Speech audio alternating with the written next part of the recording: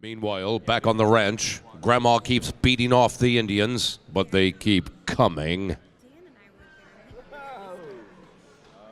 Ladies and gentlemen, we are standing by for water. We're looking for water for voice actors. It's a new charity we put together. No, we're not going to wait for water. No, we're not going to hold our water. We have, ladies and gentlemen, welcome to VOICE-A-PALOOZA.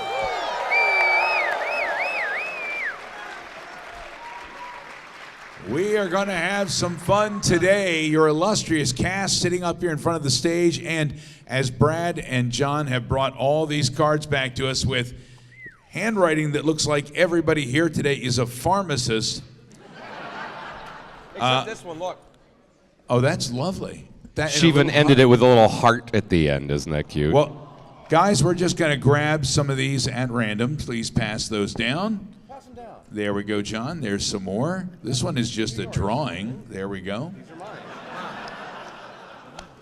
And we're going to pass these down to everybody to take your collection of cards. We're going to be drawing from these at random throughout VOICE-A-PALOOZA, and we're going to be using them to demonstrate different character voices saying things maybe you've never heard them say before. Now, we'll introduce ourselves one by one, tell you who we are, what we've done, why we're here, and hopefully give somebody in the crowd our hotel key.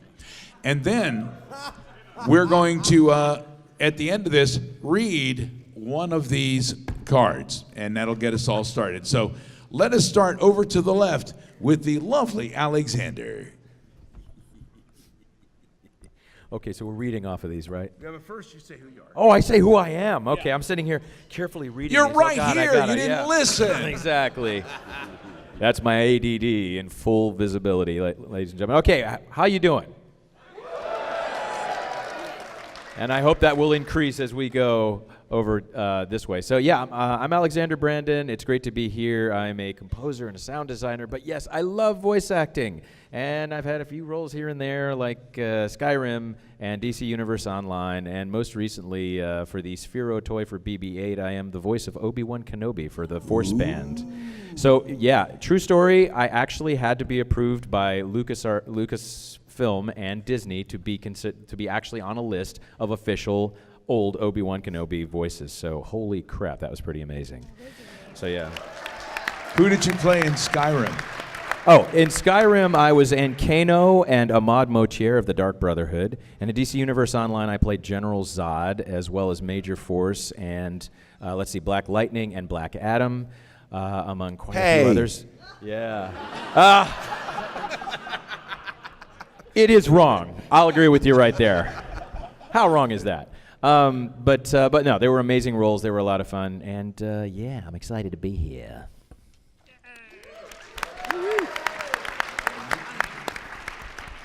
Hello, is this thing on? Hi. Hi!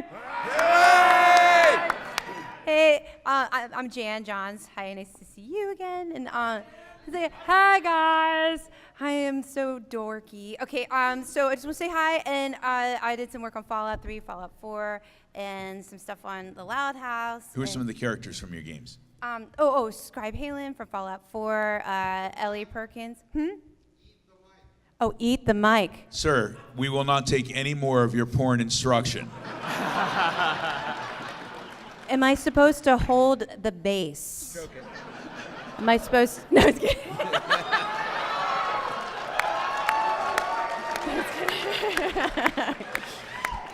Can I show you the impression of my first blowjob? Hold on. It was like this. Wait. You were what, 10? Now you've got a flavor of what this is all about today. Now you know why they have me here. So yeah, okay. Scribe Halen, who eats the mic, and then Ellie Perkins, Sierra Petrovita, or Petrovita, because I mispronounced her name in the second part on the Fallout 4 in the DLC. And then what else? Lucy West, Bitter Cup, and your mama. No, Colette. Colette's their mama? I don't know.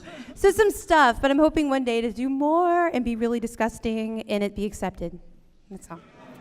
Thank you.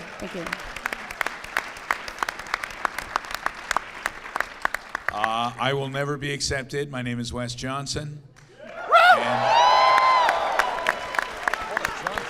And I used to be a much bigger Johnson, and then I lost about 114 pounds. But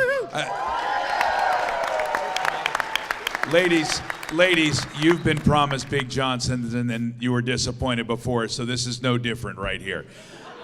So the tapeworm I played actually worked, characters right? like, what's that? The tapeworm actually worked?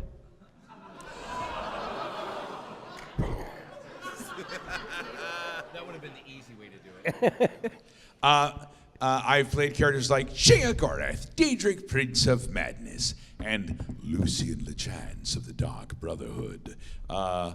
Hermaeus Mora, Dragonborn. And a bunch of others, like if you were stealing downstairs, like a fork, perhaps, I'd be like, halt, criminal scum! No one gets away with that at my MAGFest. Your stolen goods are now forfeit. Pay with your blood! And if that doesn't work, I just call in Duke Nukem. Hi, everybody. I'm John. I played many characters over the last, I don't know how many years, since 1994. But you only give a shit about Duke Nukem. So, Duke Nukem! And now here's Phil. Hi. Oh, Big the Cat. I'm sorry. No, go do that. Do yeah. Where's my soggy? My name is Phil Moore. Hey, how you doing? Hi, Phil! Back in the day in the 90s, I hosted a whole bunch of shows on Nickelodeon, mainly Nick Arcade. I have no idea why the hell I'm here because the only voice I've ever done is my own. But it's a good one. But you know, I mean, It's an easy one. like Robot Chicken did a thing on Nick Arcade a couple years ago, and they did another one this year. But again, they brought me in to play myself. So I'm ready to be like surrounded by these voices, and we'll see what's happening. We'll have a good time. Thanks for coming. I gotta say, you really sound like you. Spot on. All my Spot on. life. One of my many names is, well, the one I was born with is Mike Rawson. Hello. Hey, Mike. Hey, Mike. I'm also known as Captain Cable, Big Bill Brody, and the Jedi, I'm gonna go catch a cab. So I just switch names up whenever I want to. I was all the male ghouls on Fallout 3. As well as Moriarty behind the bar. And various other voices on Fallout 4. I was the voice of Radio Freedom. And that was a lot of fun. And that's me. Hello, Doc. Now, just to get us started with the cards, we're going to go ahead and start over with Alexander. And just reach in, grab a random card, tell us what character you're going to read it as, and give it a go. This is, no matter what we say, this is all on you guys, okay? Okay. I'm going to start with some Morgan Freeman. Y'all want some Morgan Freeman? All right. Always good. I'm Dick Kickham. I'm here to chew ass.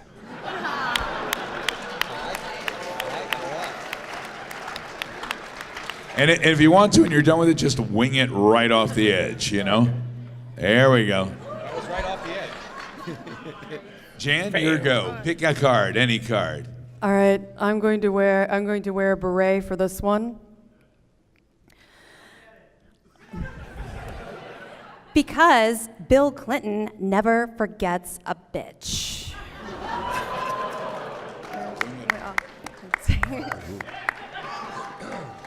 Let's find what we have here. All right. Random.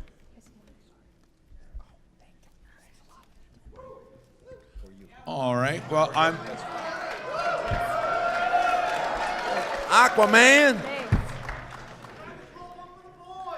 I'll do this. I'm going to do this one as Hermaeus Mora. You don't deserve this big Toblerone.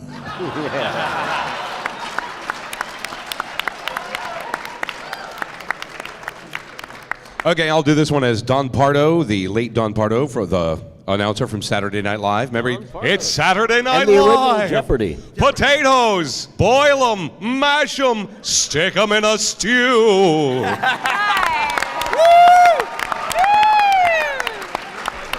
Yeah, these cards don't fly very well, but we can see what we can do. Phil, go ahead. All right, this is one I do around the apartment. I'm going to do this one as Yoda because it's easy to do. All right. Always do there are.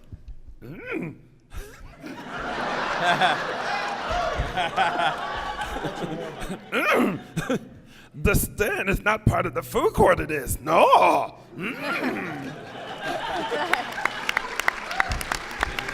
It landed on Mike's stack. They over there, really I don't think. fly, no.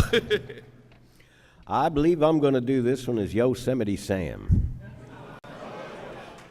Stop right there, penguin scum! I You got approve good that air. message. That's good. Good air. Now, we're going to attempt something here that we have never, ever attempted at VOICE-A-PALOOZA. Show this man out. We're going to do a musical. This is a movie. We like to take movies and we will cast voices in separate roles. Now, we are going to do Beauty and the Beast. There's only one person here who could play the lovely young Lady Belle, and that's Phil. No. I heard Jan singing the other day, and Jan's got to do that. So everybody here on the stage, Jan Johns as Belle. Everybody here on the stage is going to get a chance to, we see where it says villagers and vagrant. They're just tossing the lines out. Who's going to play Jean, the potter? That's Jean. Jean. How about John as Jean? Jean as Jean. I have another role planned for you. So who is Jean? I'll be John. Why not? You want to be Jean? I don't care. Sure. All right, you are Jean, so that we Phil as Jean. Now, Jean-Luc Picard. yes. Now we need, we have Village Lass's mother, Village Lass's mother, and Village Lasses again. It's all singing, so we're going to have Jan sing those in different voices. I need the big, buff, muscular Gaston.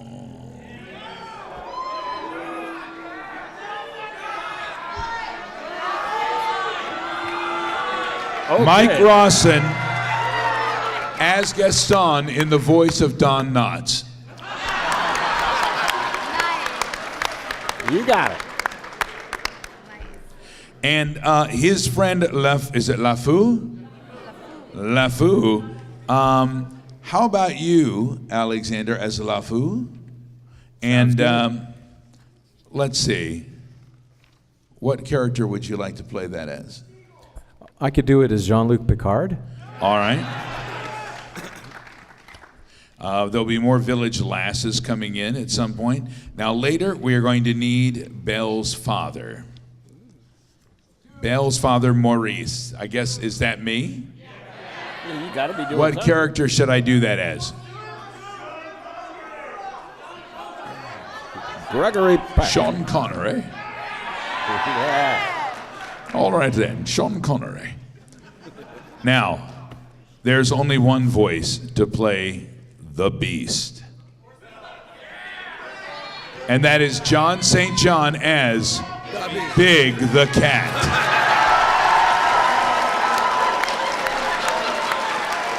Now, you told us the other day during the voice panel you wanted to do another Take It, Big the Cat.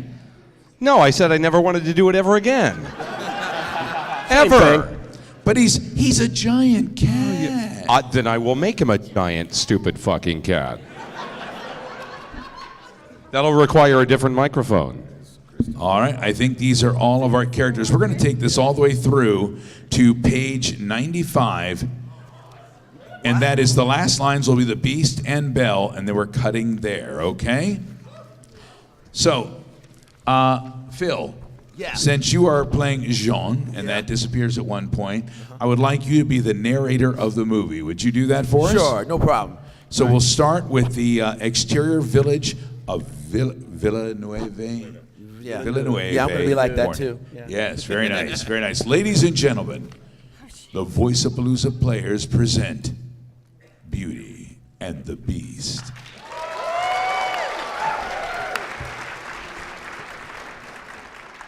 On cue, the villagers begin their day.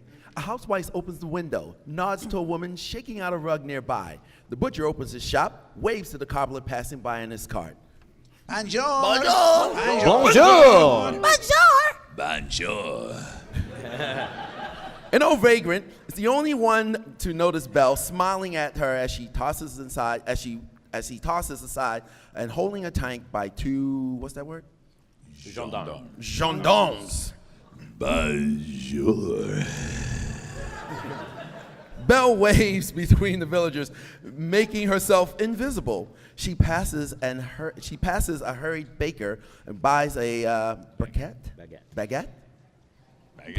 There goes the baker with his tray like always, the same old bread and rolls to sell. Belle appears to Jean, the potter, tending to his mule. Every morning just the same, since the morning that we came to this poor provincial town. Good morning, Belle! Are we doing stage direction? I'm sorry, I got Jean stuck. scratches his head, Yeah. trying to remember something. He searches his cart, which is loaded with pottery. Good morning, Monsieur Jean. Have you lost something again? I believe I have, future girl. Problem is, I can't remember what. Wait, I'm sure it will come to me. As she leaves, Hey, where are you off to? Oh, to return this book to Père Robert. It's about two lovers in fair Verona. Ah, that sounds boring. Oh, isn't this amazing? It's my favorite part because you see, here's where she meets Prince Charming, but she won't discover that it's him till chapter 3. No! Pitchy dog. I know, right? I'm sorry. 3 fashion crazed villager lasses, all dressed in the same style, pop their heads up from the windows of the dress shop. Their mother, who is bespotted with Belle, heads outside when she sees her. Now it's no wonder that her name means beauty. Her looks have got no parallel. Just keep it going. Her daughters follow, seething with jealousy.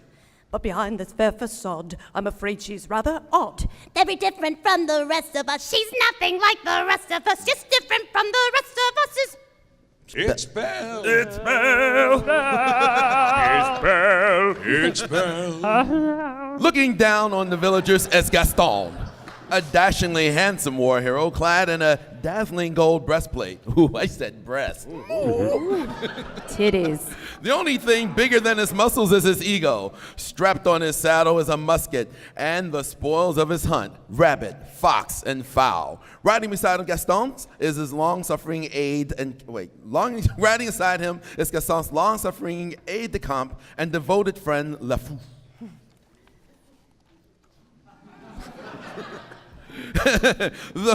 Through his eyeglass, he spots Belle. Look at her, LaFou.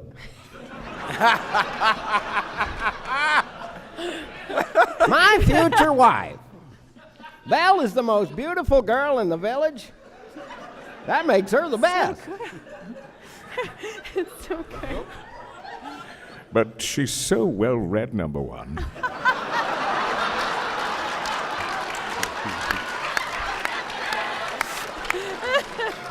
And you're so athletically inclined. I know. Belle can be as argumentative as she is beautiful. Exactly. Who needs her when you've got us? Yes, but ever since the war, I've been missing something. And she's the only girl I've met who gives me that sense of, Je ne sais quoi. I don't know what that means. Boner. Gaston and LeFou ride through the village gates. Gaston motions toward Belle in the village square. Geese flock around her feet, seemingly to follow her. Oh boy, singing like Don Knotts. Right from the moment when I met her, saw her, I said she's gorgeous and I fell. Here in town there's only she who is beautiful as me, so I'm making plans to woo and marry Belle. As Gaston passes, the lasses try to catch his eye. Look, there he goes, isn't he dreamy? Monsieur Gaston, oh, he's so cute. Be still, my heart, I'm hardly breathing. He's such a tall, dark, strong, and handsome brute. As Gaston dismounts, the lasses get splattered with mud from the horse's hooves. LeFou shoots them a look and then whispers. It's never gonna happen, ladies. Noticing Belle crossing the market, Gaston starts off in a pursuit. He grabs flowers from the perfume stall and makes a bouquet. As they each make their way toward and through the market. Bonjour. Bonjour. Bonjour. Belle, you must leave here at once. This castle is alive. As you can see, we've switched scenes. Now go, before he finds you. Who? The beast roars. Belle's. I'm sorry. Let's just back it up. The beast roars. Roar.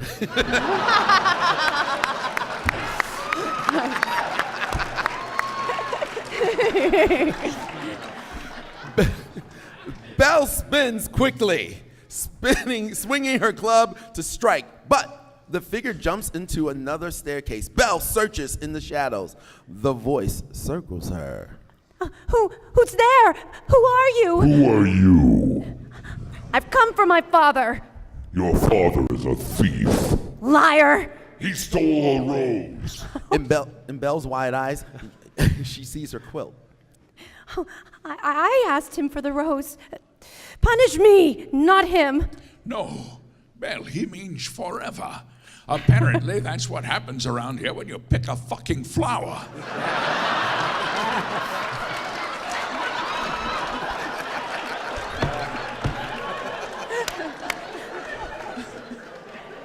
But father, are you serious? A life sentence for a fucking flower? I received eternal damnation for one. I'm merely looking for him away. Now, do you still wish to take your father's place? Shit. Bitch. Come into the light. The figure remains still. Belle grabs hold of the mirror and thrusts the candle forward with her pelvis, illuminating a hideous horned face. Belle's eyes open and go wide as she clearly sees the beast.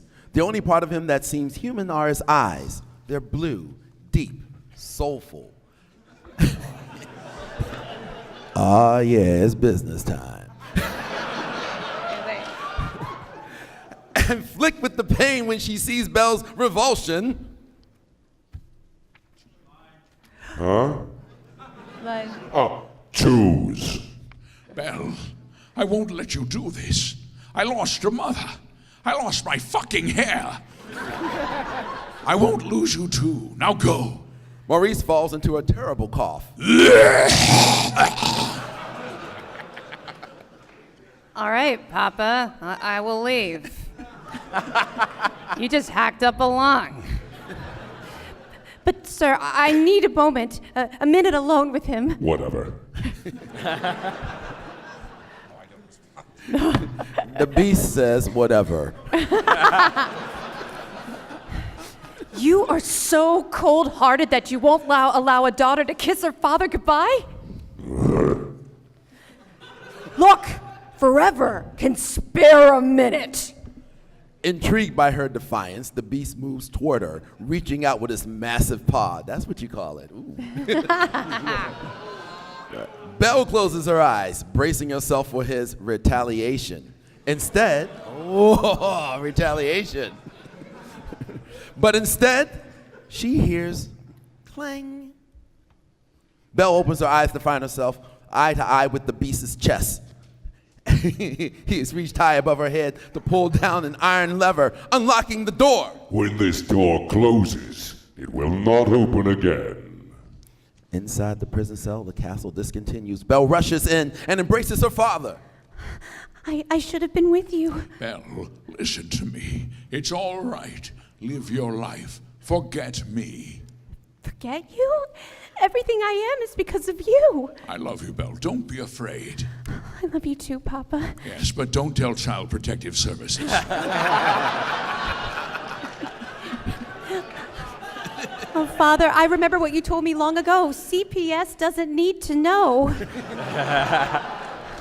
Baffled and confused, she pulls him close. I'm not afraid. Oh, you will be. Oh, I mean, what?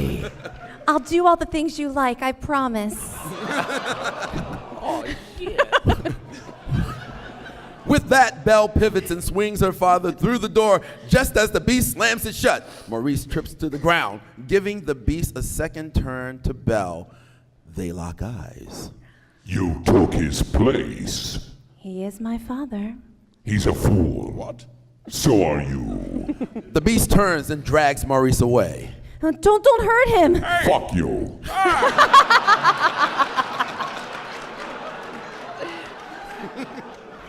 Through the lettucework, Belle sees her beast and her father disappearing down the corridor. She rushes to the window and watches the beast carry her father down the spiral staircase of the prison tower. Belle, I'll come back. I'll bring burgers. Once she is alone, Belle cannot help herself. She slumps to the floor and tears begin to come. Omitted, omitted, omitted, omitted. No, you don't read those. Now, we are switching the scene. This next line is not there. Let's move to the next page, 92. Belle speaks to Gaston. Where is he? With that, Belle snaps Gaston's arrow over her knee and tosses them away. Gaston grabs her arm. When we return to the village, you will marry me, and the beast's head will hang on our wall. Never. She pulls away, then uses the pivot grab that she had. Wait, no, she pulls away, then uses this pivot to grab the barrel of Gaston's gun. They struggle. Dun, dun, dun, dun, dun, dun, dun, dun, dun,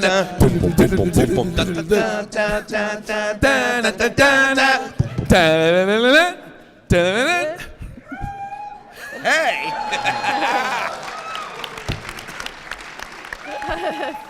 With Gaston on the back foot of the split for a split second, Belle yanks the pistol hard. Oh, Is that code? yeah, boy. Gaston, not letting go, swings with it and seeking balance on a loose stone, he drops off the side of the turret. Ah!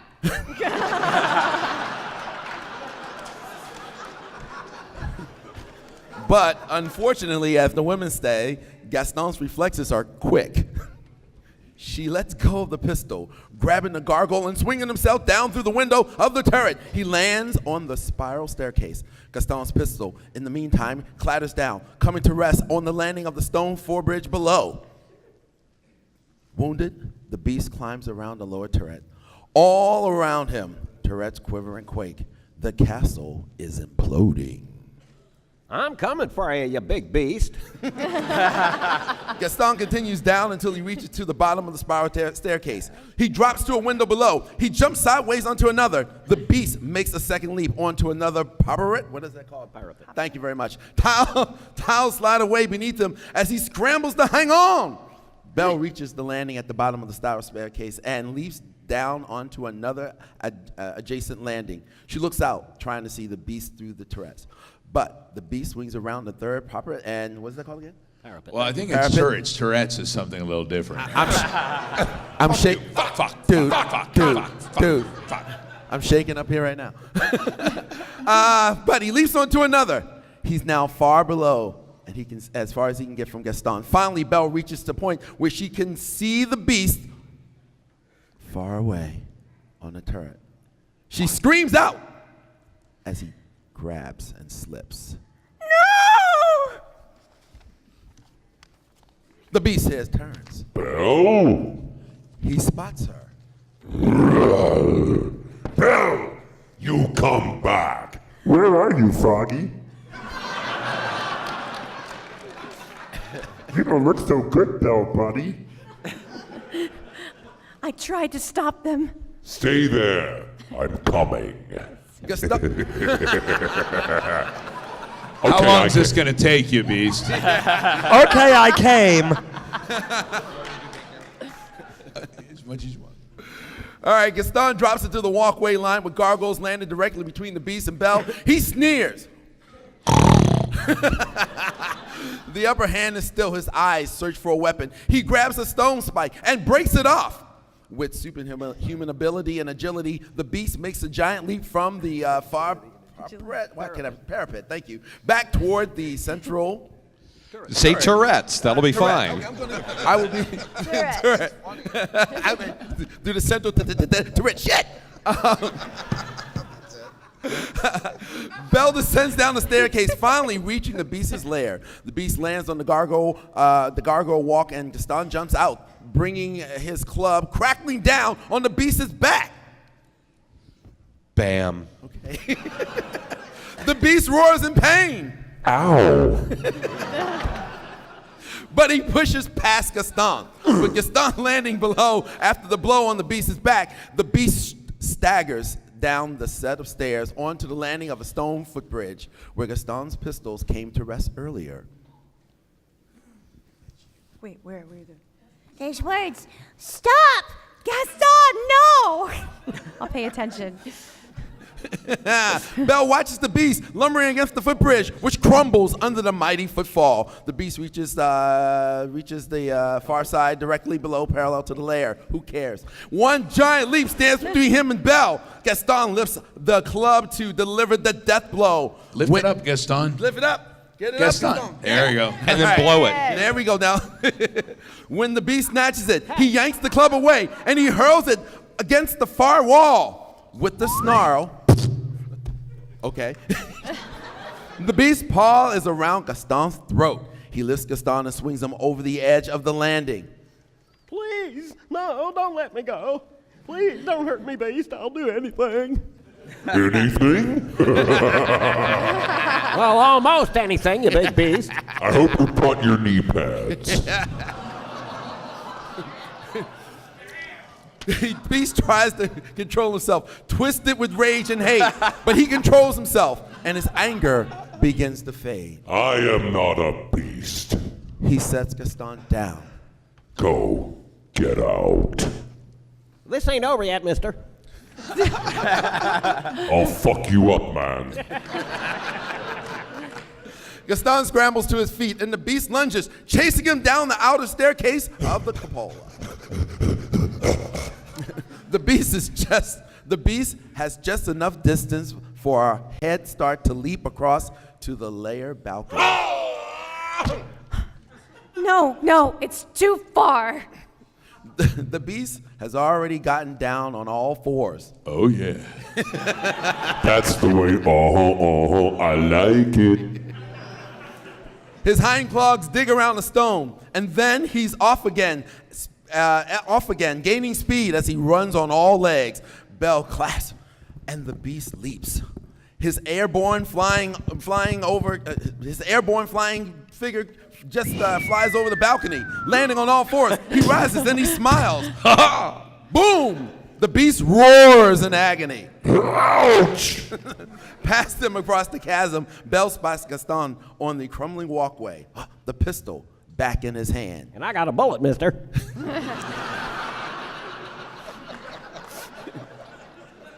He grins as he reloads that one bullet for the kill shot. And as Belle watches, helpless, he takes aim again and fires. The beast drops just as the walkway beneath Gaston collapses. In an instant, there's nothing beneath his feet, and he disappears, screaming in the cascade of stone. Oh, heck. Belle cradles the beast's head. Anguish. He lies there, breathing heavily. Asthmatic. Softly, the beast rests his paw on Belle's hand. Fading, his eyes look at her with perfect love. You came back. Of course I came back. I'll never leave you again. I'm afraid it's my turn to leave. We're together now. It's going to be fine. You'll see. You brought condoms? Well, at least I got to see you one last time. The paw drops, and the beast dies in her arms. He just died in her arms tonight. Must have been something he said. I should have walked away. Ladies and gentlemen, that is Beauty and the Beast.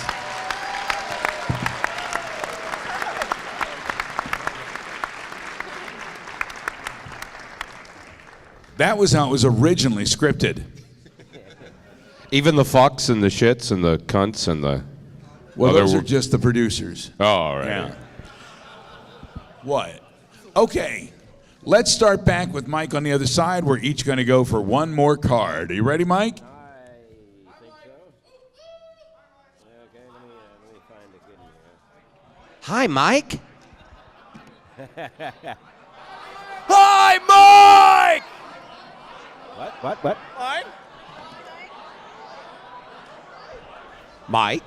Mike. What? I'm confused. Finding Nemo. The seagulls. Mike. I never. Never saw that one? No, I never Dude, did it's a that. classic. I'd like to go back to a much older movie. Okay. The line I will read as Sterling Hayden, the crazy General Ripper from Dr. Strangelove. My fetish is sticking my dick in a gelatinous cube.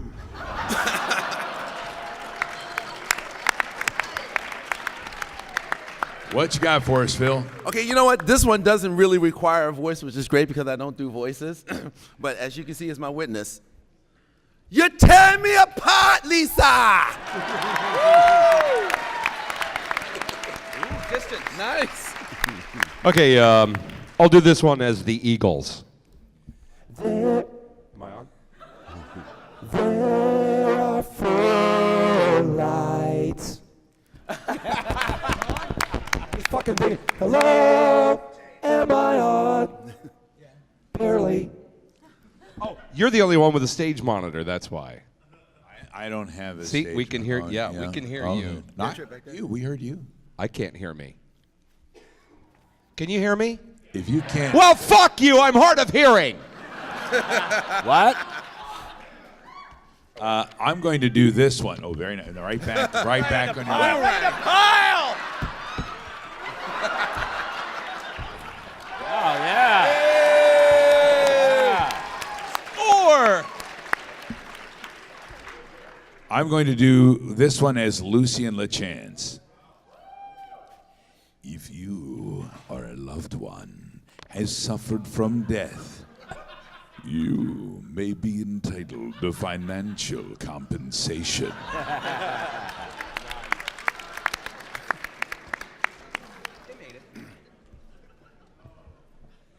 I would like to do this one as a British aristocrat. Yes, I fought in your general direction. Your mother was a hamster, and your father smelt of elderberries.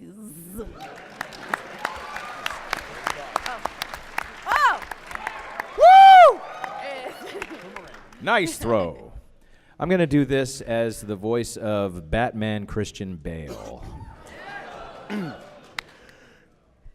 Evelyn, the dog, having undergone further modification, ponder the significance of short-term person behavior in a battle-depressed Panchromatic Resonance. Yay! Nice. Now, throughout the day here, we're going to go through and we're going to read some of the great speeches from movie history.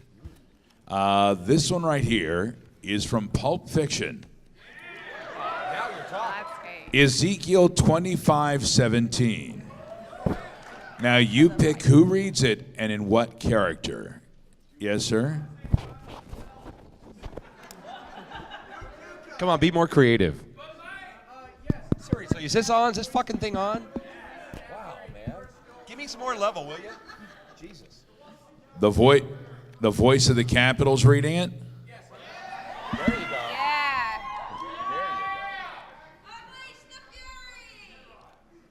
Well, there's... Oh, Jesus, MAGFest. I have to call a game tomorrow. It's going to be a nightmare. Here we go. Well, there's this passage I've got memorized. Ezekiel 25:17. The path of the righteous man is beset on all sides by the iniquities of the selfish and the tyranny of evil men. Blessed is he who in the name of charity and goodwill shepherds the weak through the valley of darkness, for he is truly his brother's keeper and the finder of lost children. And I will strike down upon thee with great vengeance and furious fury those who attempt to poison and destroy my brothers, and you will know I am the Lord, when I lay my vengeance upon thee.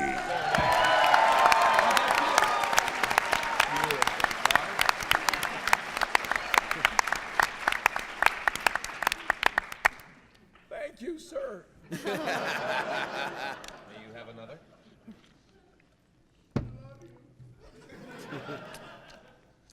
Now, who do you think up here would make the very best Tommy Wiseau?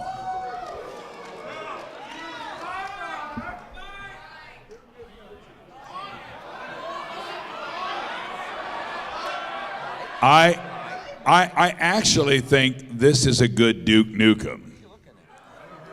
You don't have the disaster artist? Yeah. Duke Nukem as the disaster artist, Tommy Wiseau. Now we're going to need someone to play Greg. Who's Greg? Well, we got Jan's going to play every actress in this. I'm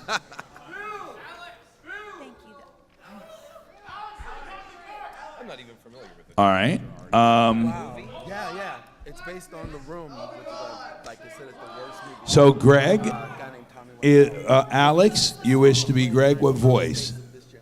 Obi-Wan. There we go. So Greg is Obi-Wan. We're going to, now Jan, you are every single actress going through the auditions in these scenes, okay? Now, and that would be actress 1, Jessie. Let's see. Actress 2. We have model actress, Tommy, Greg. This is basically Tommy, Greg, Amber. You are every female. This is the 3 of them. You're every woman. And if you guys don't mind down there, we'll get you on the next one. I'll do the narration. Is that all right? Yeah. Ladies and gentlemen, it is audition time for the disaster artist. All right, that'll be all. Thank you. The actress smiles politely and walks out the door. Tommy immediately turns to Greg. My God, you see that? That is not Lisa. Lisa is an all-American girl. Very beautiful, very sexy. Like Angelica, you know that bitch. Angelica. Yeah, you get it wrong. Angelina Jolie. Fuck. Why is this so hard? Greg opens the door for the next aspirant. Jessie, 20s, perky, girl next door. Perky. Jesse Howard. Jesse comes in smiling, confident. This is someone who has been on a lot of auditions. Nothing faces her, not even Tommy, who takes a long beat to creepily eye her up and down. After which he just says, You may begin. a beat. Jesse turns to Greg. Are those the sides or? No one sees a script until there's an absolute must. Oh, yes, a Woody Allen style. Young lady, this is not a fucking cartoon. This is a serious movie. My God. Sorry. Jesse looks to Greg for help, doesn't get any. Cut to a different actress. Okay, can you at least tell me something about the part? The part is Lisa, bitch. A third actress. Yeah, and is Lisa good, bad, funny, sweet, happy, or angry? She is Lisa. Back to Jesse, who stands there at a loss. Tommy is getting annoyed. Your mom. Is this a typo? Yes, no, it's he speaks poorly. Oh.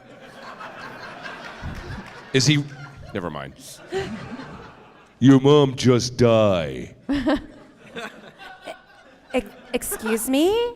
It's called acting, bitch. I'm asking you to show me emotion. Jesse looks to Greg again. Nope, nothing weird here. Your mom just died. Go. On Jesse's face, pretty stunned. Cut to series of shots. Different actresses trying out for Lisa. I miss her so much. You just win lottery. Go. Oh my God, I won! Now you get a parking ticket. Damn it. No, not again. Your sister is lesbian. My what? Later, a petite, bubbly, somewhat timid blonde auditions for Tommy and Greg. This is Juliet Danielle. Michelle is best friend of Lisa. She waits for more instructions, but Tommy says nothing. So, what am I supposed to do? Be best friend. Later, Greg in the hallway, taping something to the wall. Tommy emerges from one of the rooms. I need you to find me a bed. Why? Are you tired of using the Force? Later, Tommy and a young starlet lie on a mattress that now sits in the middle of the audition room. Tommy explains. Lisa is great love of Johnny's life. Oh, and who's playing Johnny? I am. Yeah, I don't think I'll be able to work this into my schedule. Nice meeting you, though. And she practically runs out of there. You think the bed is a little much for Mos Eisley? Don't be jealous. Who's next? Amber and Greg sit in a corner. Well, we still don't have a Lisa, but I think we're ready. I gotta hand it to Tommy. He's weird, but he comes through. Or he comes, though? Though? It says though. He comes all over my face, but it's because I asked him for it, because it's a great moisturizer. The end. That was bizarre. Where the hell do you find these scripts anyway? That was weird as shit, man. All right, now we have another great speech. This one, I think this is from Kill Bill, Volume 2. And Jan, what character voice do you think you would like to do here? Do you have any vixens? Do you have any? Yeah. What is it, is it too soon? The Fisher-Price voice. Okay. All right, here we go. This is the Spider-Man and Superman speech from Kill Bill Volume 2. Give us this Fisher-Price with a bit of speed, like on meth. Yeah. Like on meth? Okay. Green foods. Okay, here it is. Okay. As you know, I'm quite keen on on comic books, especially the ones about superheroes. I find the whole mythology surrounding superheroes fascinating. Take my favorite superhero, Superman. Not a great comic book, not particularly well drawn, but the mythology is not only great, it's unique. Now, a staple of a superhero mythology is a superhero that there's an alter ego, Batman. Batman is actually Bruce Wayne. Spider-Man is actually Peter Parker. When the character wakes up in the morning, he's Peter Parker. But he has to put on a costume to become Spider-Man, and it is in the characteristic Superman stands alone. Superman didn't become Superman. Superman was born Superman, okay? When Superman wakes up in the morning, he's Superman. His alter ego is Clark Kent. His outfit with the big red S, that's the blanket he was wrapped in as a baby when the Kents found him. Those were his clothes. What Kent wears, the glasses, the business suit, that's the costume. That's the costume Superman wears to blend in with us. Clark Kent is how Superman views us. And what are the characteristics of Clark Kent? He's weak, he's unsure of himself, he's a coward. Clark Kent is Superman's critique on the whole human race. Sort of like Beatrix Kiddo, like in Mrs. Mommy Plimpton. Tommy Plimpton? Not Mommy. I want my Mommy, though. Oh, you would have worn the costume of Arlene Plimpton, but you were born Beatrix Kiddo. And every morning when you wake up, you still be Beatrix Kiddo. Oh, shit. I'm calling you a killer, a natural-born killer. You always have been, and you always will be. Moving to El Paso, working in a used record store, going to the movies with Tommy, clipping coupons. That's you! Trying to disguise yourself as a worker bee. That's you! Trying to blend in with the hive. But you're not a worker bee. You're a renegade killer bee. And no matter how much beer you drank, or barbecue you ate, or how your fat ass got, nothing in the world would ever change that.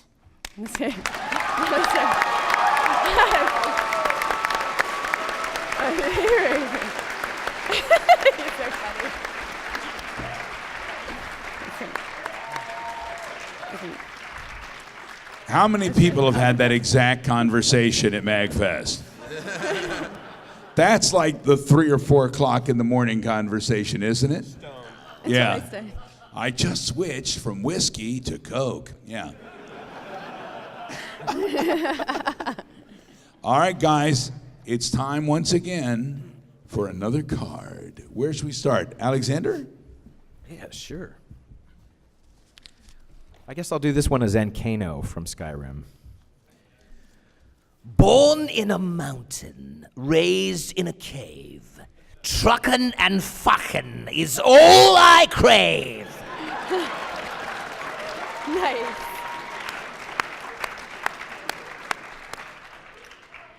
Ooh. Okay. I'm gonna do this as an alien creep or something. I don't know. You haven't lived till you tried finger painting and fingering 2, 3. Yes, there it is. You like that? I don't think we should hang out with E.T.'s friends anymore. Ouch. Ouch. Ouch. Ouch.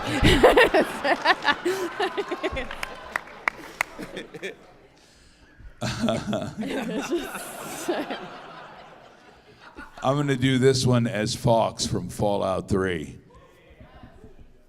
Why is this sticky? Oh, nice. Ooh, we may have a winner there. Okay, Montgomery J. Burns and Waylon Smithers from The Simpsons. Hey, Smithers, but I need tacos. I need them or I'll explode. That happens to me sometimes. Sometimes, sir.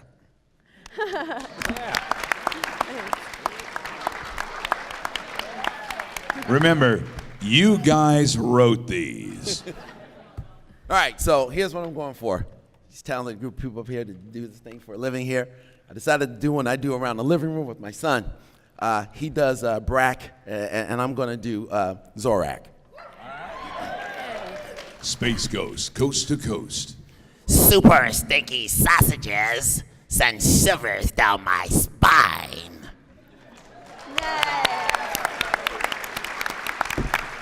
Thank you. Once more, I'm going to go retro. Gregory Peck. Do you like dragons? I like dragons. Dragon your face on the ground.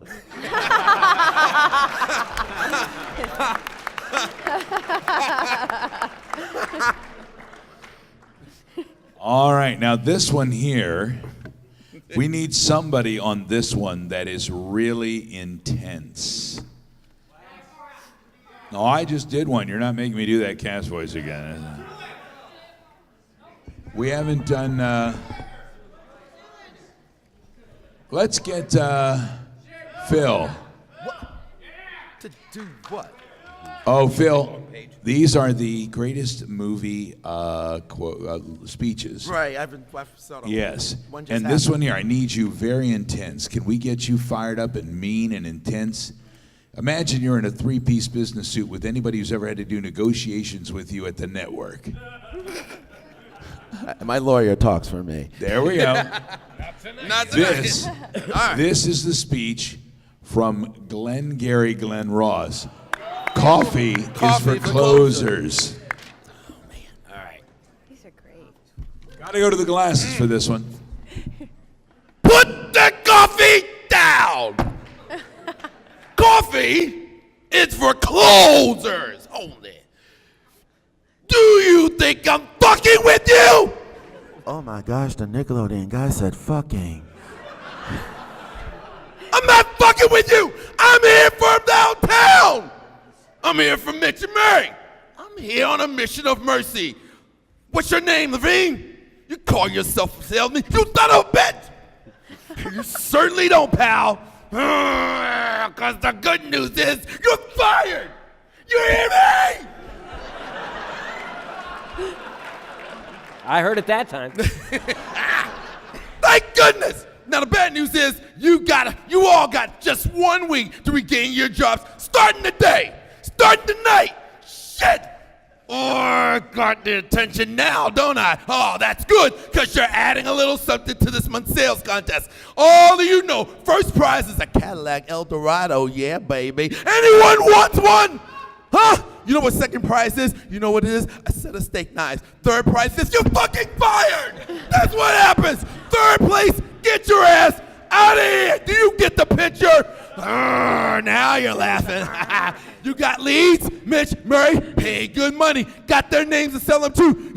You can't close the leads you're giving. You can't close shit because you are shit. You understand? You hit the bricks, pal, and beat it because you're going out. The leads are weak. Fucking weak leads! You're weak. I've been in the business for 15 years. Fuck you! That's my name. You know why, mister? Because I drove my Hyundai to get here tonight. I drove $8,000 BMW. That's my name. What's your name? You're waiting. Oh, you can't play in a man's game, can you? No, you little shrinky-dink penis. No. You can't close them. You can't go home to your wife and tell her your troubles because the only thing that counts in life is you. Get them to sign on the line. Get them to sign on the dotted line. A, B, C. Always be closing. Always be closing.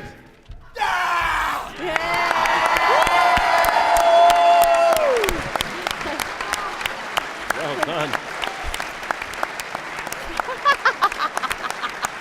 You like me. You really like me. Do we have a blood pressure cuff in the building? Right? All right, this one right here, we're going to go immediately to one more speech because this one is the Pulp Fiction up his ass speech. And we're going to hand this one to none other than Mr. Morgan Freeman.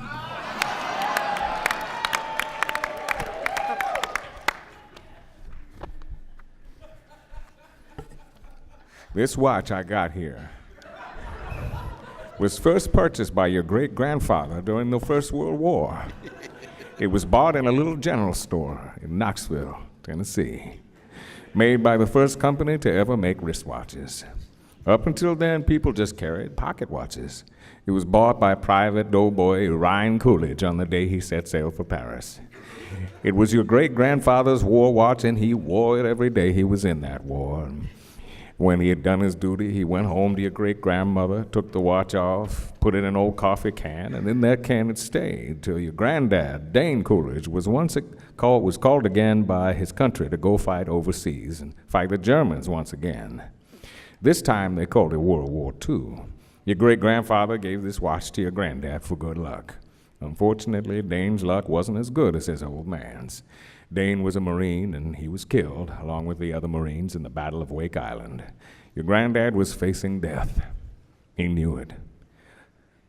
None of those boys had any illusions about ever leaving that island alive, so 3 days before the Japanese took the island, your granddad asked a gunner on an Air Force transport named of Winaki, a man he'd never met before in his life, to deliver to his infant son, who he'd never seen in the flesh, his gold watch. 3 days later, your granddad was dead, but Winaki kept his word. After the war was over, he paid a visit to your grandmother, delivering to your infant father his dad's gold watch. This watch was on your daddy's wrist when he was shot down over Hanoi. He was captured, put in a prison camp, Vietnamese prison camp. He knew if the gooks ever saw the watch, it'd be confiscated, taken away. The way your dad looked at it, that watch was your birthright. He'd be damned if any slope's going to put their greasy yellow hands on his boy's birthright, so he hid it in the one place he knew he could hide something, his ass. So 5 long years, he wore this watch up his ass. Then he died of dysentery. He gave me the watch. I hid this uncomfortable hunk of metal up my ass 2 years. Then, after 7 years, I was sent home to my family.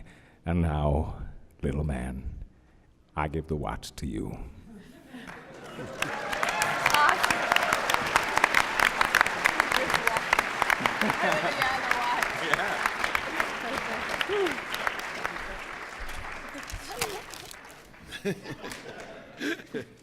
That was beautiful. Tear-inducing, don't you think? Now, we have one more movie to do. Are you ready? We're going to do 2 scenes from Guardians of the Galaxy 2. Now, who is going to play Drax the Destroyer? Jan? Jan is Drax the Destroyer. Yes! Thank you! Who is Gamora?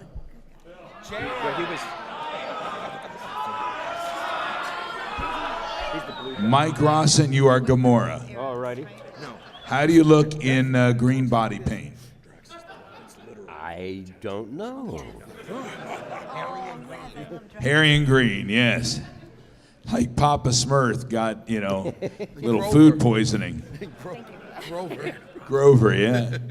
All right, we need Quill. Who is Quill? Sheogorath is Quill? All right, then. We need the god planet, Ego. Oh, you. They want you. Who you gonna be? You tell me. You want to? You want to do Big the Cat again? In the real Big the Cat voice?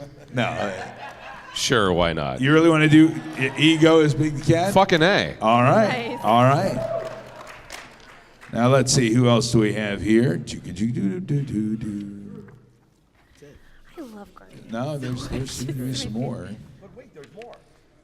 Half Nut, Wretch, Rocket. Okay. Yeah, we got Rocket. Okay, who's Yondu? Phil, you are Yondu? I think I could be Yondu, yeah. All right, there we go. And Oh no, you're supposed to be using a sarcastic voice! Now I look foolish! I think you are Rocket, indeed, but I want you also to play Tulik, whatever his name is, Wretch, Half Nut, And we need to get one person up here then. Who's playing the smallest role so far? I got one line. That would be you? That would be me. Be you? So you're going to be, Oh, no, maybe not. no? I got 3 pages. Yeah? All right. We need, Where's my fucking script, Froggy? I'm going to have you be Groot, Oh, I Jan, could be Groot. at the end. You get to be Groot, okay? All right, guys, we have our roles. I will, if you don't mind, guys, I will also do the narration, okay? Do that thing. Here we go. Guardians of the Galaxy. Dos. Drax is sitting on Quill's shoulder with a raccoon tail. When was I that tiny? Gamora shakes her head in disbelief. They step past the statue and onto the steps approaching the palace. You own a planet and can destroy 24 spaceships without a suit. What are you exactly, Doc? I'm what they call a celestial, sweetheart. The Guardians stop behind him, astounded. A celestial, like a god. Small G, son. At least on the days I'm feeling humble as Drax. He laughs and walks up the stairs. Interior palace. Moments later, Ego saunters with Quill, Gamora, Drax, and Mantis through the enormous open doors towards huge dioramas lining either side of the palace like cosmic stations of the cross. This form you see before you is only an extension of who I truly am. I don't know where I come from exactly. The dioramas around them begin to animate. In the first, a flickering brain composed of polychromatic light floats in space. Well, the first thing I remember, Froggy, is flickering, adrift in the cosmos, utterly and entirely alone. The flickering brain pulls cosmic dust and rocks into itself, ingesting them, growing. I fed on the matter around me like plankton. I grew smarter and stronger. A hard metal shell forms around the brain with channels running through for his energy to flow like rivers. I formed a sheath to protect myself from the elements. Ego continues developing outward from the shell, growing the planet, then its beautiful landscapes and structures. And continued building from there, see, layer by layer, the very planet you walk on now. I built the spires reaching up to the sky and the tunnels burrowing into its depths. Wow! But I was no ant to be fulfilled solely by labor. I wanted more. I desired meaning. In the core shell, the self-chamber, the flickering brain floats alone, perhaps sad. There must be some life out there in the universe besides just me, I thought. And I set myself to task with finding it. The brain grows a skeletal framework of light up from the self-chamber and to the surface of the planet. He pulls molecules around this shape to create his human self. I created what I imagined, Froggy. Biological life might be like down to the most minute detail. Oh, did you make a penis? Dude! If he's a planet, how would he make a baby with your mother? He would smush her. I don't need to hear about how my parents, Why, my father would tell me the story of impregnating my mother every winter solstice. Oh, that's disgusting. Oh, no, it was beautiful. You Earthers have a lot of hang-ups. Yes, Drax. I've got a penis. Oh, my God. Hey, it's not half bad. I've also got pain receptors, a digestive system, and all the accompanying junk. I wanted to experience what it's truly meant to be human as I set out amongst the stars. In another diorama, Ego explores various uninhabited and barren planets. I visited thousands of planets over thousands of years, one barren husk after the next until I found what I thought. Ego stares down at a cute alien child. Life. I was not alone in this universe after all. Ego reminisces, wistful, sad, it's hard to tell. So when did you meet my mother? Not long after. Ego turns toward the last set of dioramas. They show Meredith and Ego kissing, and Ego with his hand on Meredith's pregnant belly. It was with Meredith that I experienced love for the first time. I called her my river lily. And from that love, Peter, you. Oh, for fuck's sake. In the final diorama, we push in on the belly and see inside the womb very young Peter Quill, a fetus, himself encased in light. Quill looks up in amazement. This story is the story of himself, and Ego gazes at Quill with adoration. I searched for you for so long, Froggy. When I heard a man from Earth held an infinity stone in his hand without dying, I knew you must be the son of the woman I fucked. Loved. Loved. Sorry, I made a mistake. Ego puts his hand on Quill. Lower. Lower. Trust me, trust me, trust me. Just don't tell CPS. Quill wants to believe, but he can't quite let it go. You perv. Well, if you loved her, why did you leave her? Exterior, the Eclector, outer space. The Ravager's massive ship floats in space. Super Ravager territory. You can't do this! Ravagers laugh as they drag Tullik across the floor while he struggles to get free. This is mutiny! Mutiny! They shove Tullik into a cylindrical room as a glass door closes on him.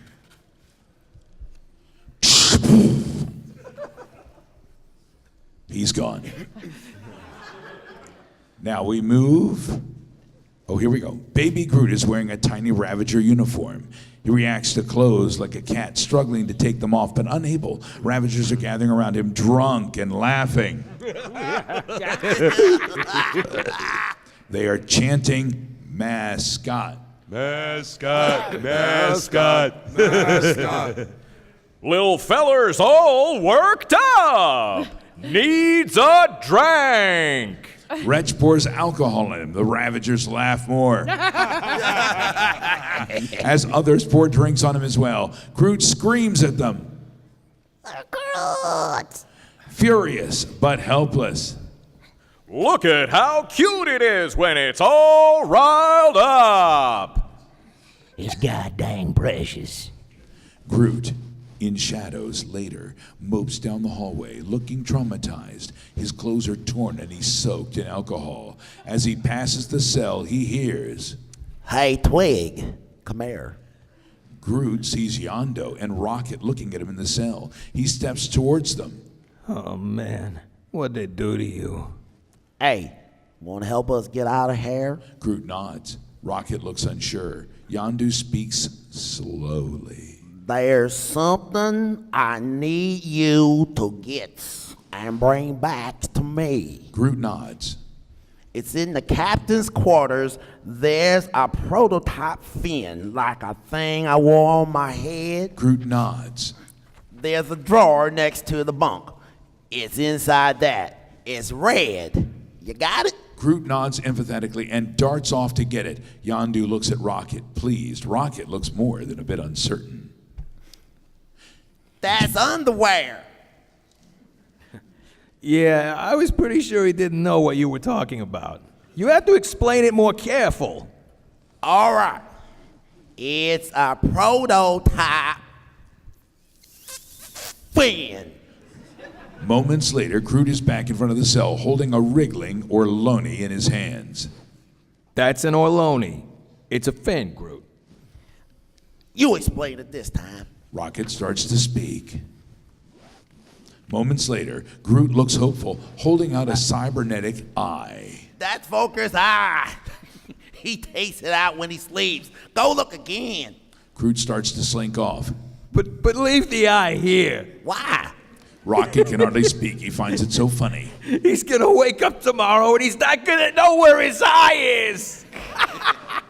Moments later, Groot is dragging a large piece of furniture to the cell. That's a desk. We told you it was this big. Rocket shows him how small it is with his hands. Groot makes a face like, oh, as if now he gets it. It's all coming together. Moments later, Groot is holding a severed toe. Tell me you guys have a refrigerator somewhere with a bunch of severed human toes. Yondu subtly shakes his head. Okay, then let's just agree to never discuss this. Yondu rips the Ravager patch off his jacket. All right, look, the drawer you want to open, it's got this symbol on it, okay? Groot takes it. He looks at Yondu and nods. Then slowly he places it on top of his head. What? No! What are you, stupid? He thinks you want him to wear it as a hat. It's not what I said. Groot takes it off his head. I am Groot.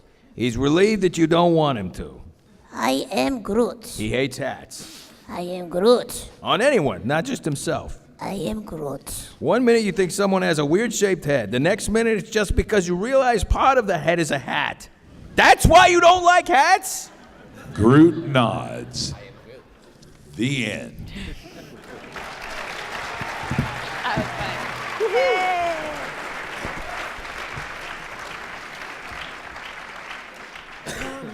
Ladies and gentlemen, we are at the end of our movies. However, what do you want here, John? We have cards. We'll do the cards. I think everybody should do a card. Mike, you start. Yeah, all right. I think you'll recognize this character. My nipples looks like milk duds.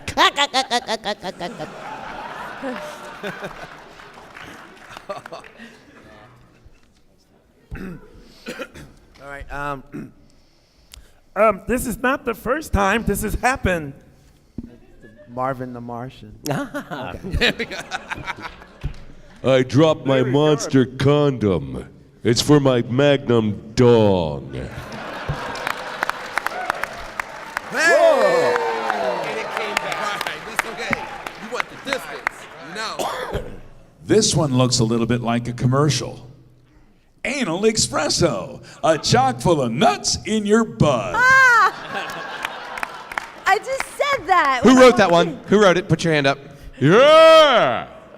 Nice. It was my fault because I said that I had that's early when I came in. I needed energy, and I said I put coffee grounds up my ass, and I was like chock full of nuts in my butts. Yeah, the plagiarism lawyers are coming to see you right now, sir. Chock full of nuts is that heavenly coffee. Is that Well, the song? Mike, Yes. Mike Rawson, Yes. get out the ukulele. We want to hear a commercial right now, a little jingle for chock full of nuts up your butt. Yes.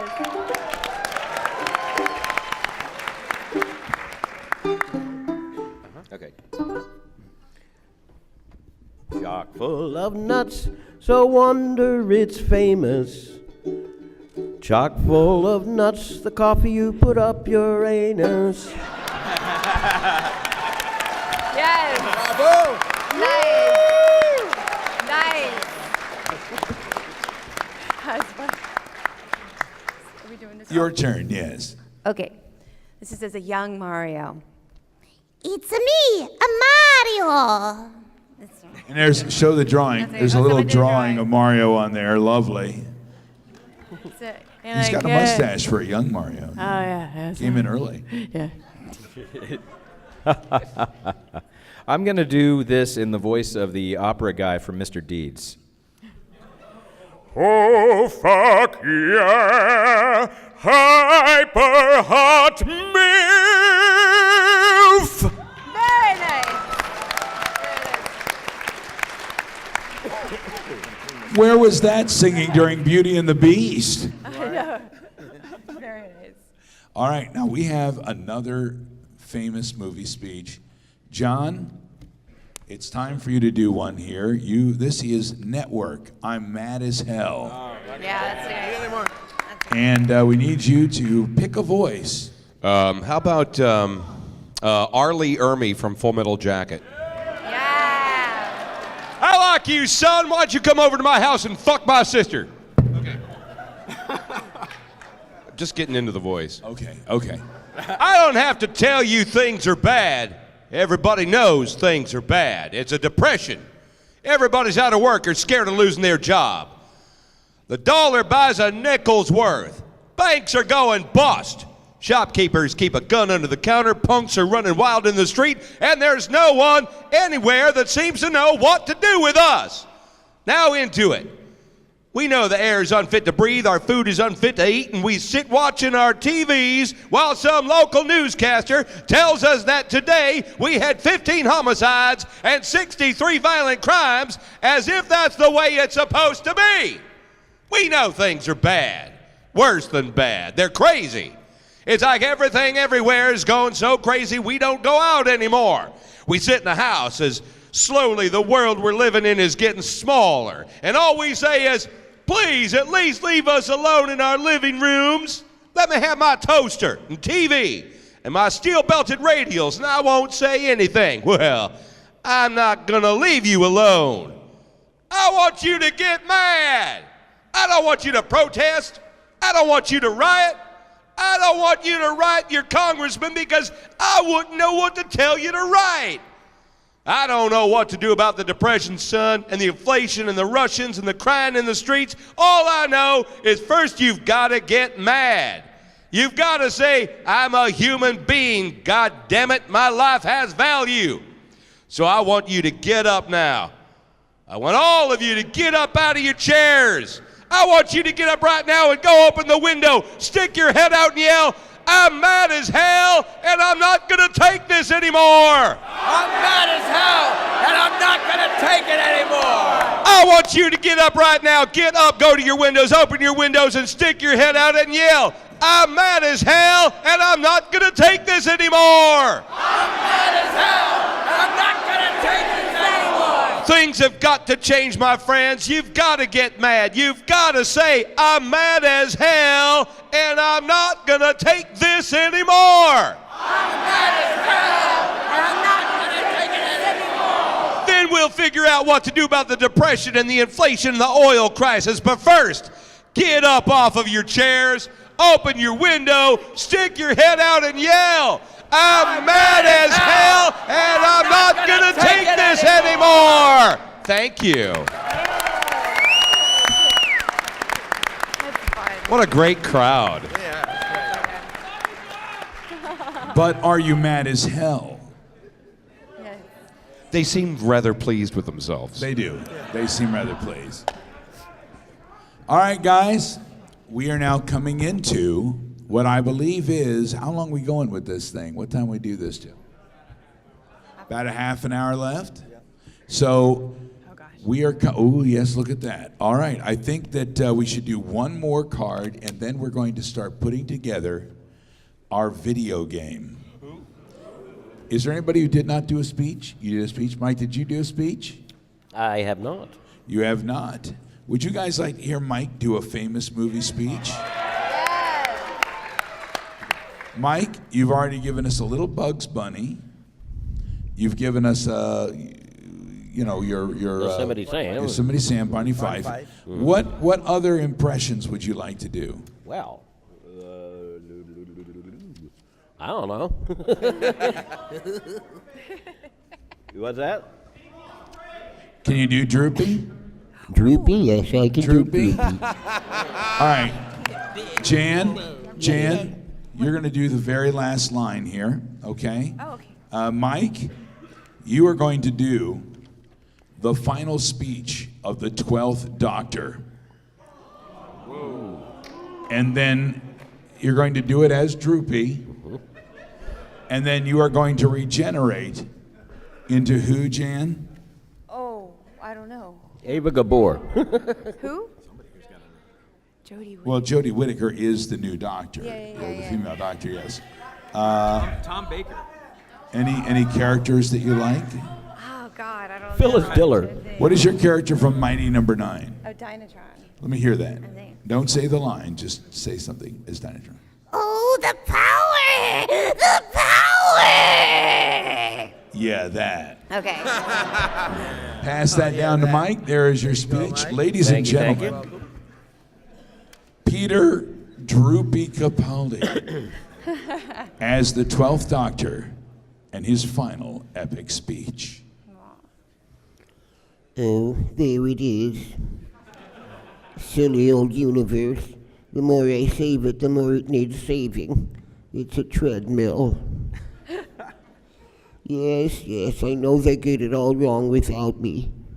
Well, I suppose One more lifetime won't kill anyone. Well, except me. You wait a moment, Doctor. Let's get it right. I've got a few things to say to you. Basic stuff first. Never be cruel, never be cowardly, and never ever eat pears. Remember, hate always foolish, love always wise. Always try to be nice and never fail to be kind. Oh, and you mustn't tell anyone your name. No one would understand it anyway. Except... except children. Children can hear it. Sometimes if their hearts are in the right place, and the stars are too, children can hear your name. Oh, but nobody else ever. Laugh hard, run fast, be kind. Doctor, I let you go. Oh, brilliant!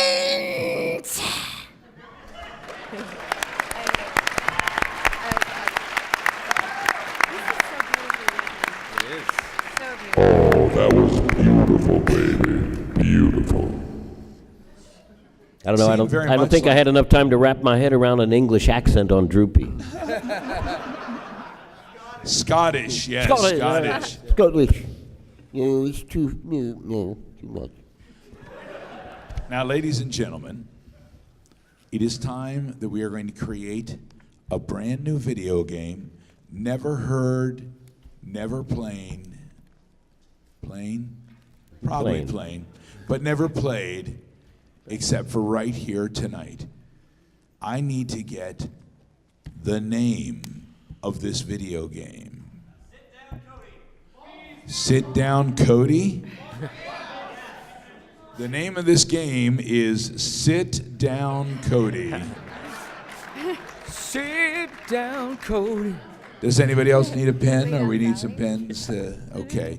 Now, who is the hero of Sit Down, Cody?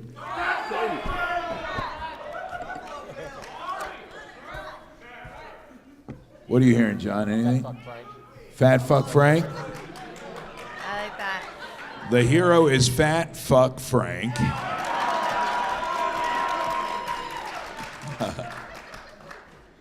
All right, and we need to get, if that's your hero, who's the villain?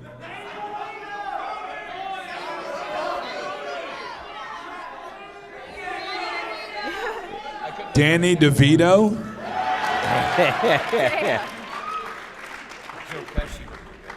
Yeah, Joe Pesci would have been nice. So Danny DeVito is the villain. So let's go ahead and make Joe Pesci the sidekick. Who does Joe Pesci? Anybody? I don't do that one. Anybody do Joe Pesci? Let me think. We can do that. Maybe kind of. I can do that. Okay. You got it. That's good. Yeah. Now we need an assistant, or we need the sidekick to Fat Fuck Frank. Adam West. It can be any random name. Doesn't have to be actuals. Anorexic Adam. Okay, the assistant to Fat Fuck Frank is Anorexic Adam. Oh, the irony.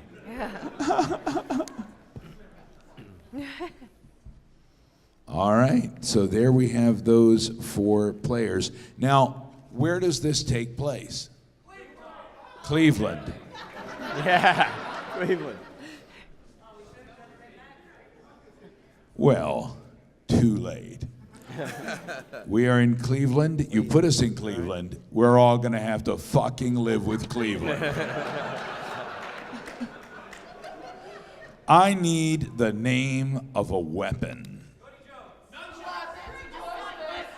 Cody Jones called out Cody Jones as the name of the weapon. What? Giant limp fish. Giant limp fish. That's so funny. I don't know. Now Jan said it was a giant limp fish. Oh, you didn't say limp? Limp. Limp, she did. Okay, so that is a weapon. All right, and we're going to need another weapon.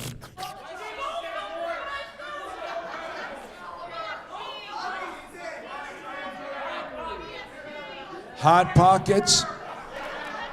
Since it's a weapon, I'm going to make that very Hot Pockets. Anybody who's ever taken one right from the microwave and burned the fuck out of their mouth knows how dangerous that can be. Yeah, it's hard to tell what a Hot Pocket tastes like with a mouthful of seared flesh. Hot Pocket. Tastes very seary.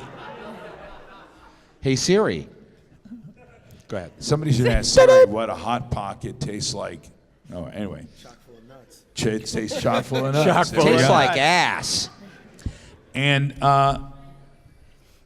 I just need a couple of household items, so we're going to go with chock full of nuts, suggested by Phil. Swiffer Sweeper. Vagisil. Purple I butt heard plug. Bleach.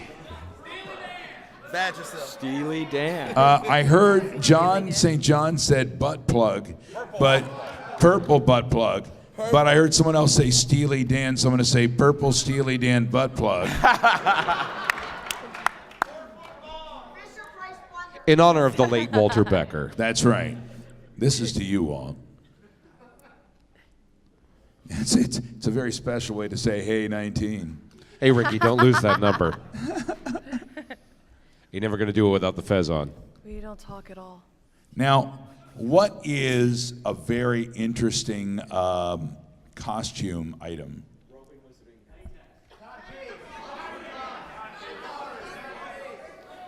Now, I heard roving wizarding hat, and I heard codpiece, so we're going to do a roving wizarding codpiece. Hat. I have a friend with a vibrating codpiece. Really? Yeah. He never leaves the house. Never leaves the frickin' dirt farm at the Renaissance Fair. Really? Yeah. He's the guy walking around with the smile all the time? That's him. Hey! So we have something called Sit Down Cody. That is our game. The hero is Fat Fuck Frank. Who is playing Fat Fuck Frank? And it can't be me. It's gotta be. I've done that role. You know, that's the one role I've always wanted to play, but I never got to. Well, you are now Fat Fuck Frank. Fucking A. Who is the sidekick, Anorexic Adam? Alex, Anorexic Adam. So you went from Black Adam to Anorexic Adam. Joe Pesci's at one point. Oh, okay. Well, would you rather be Joe Pesci? No, I'm good as Anorexic Adam, yeah. Yes. All right. Yeah. I mean, I could do the other one, but still, you know. So who is Danny DeVito? I think I can do that. All right. And Phil, how's your Joe Pesci? I don't know.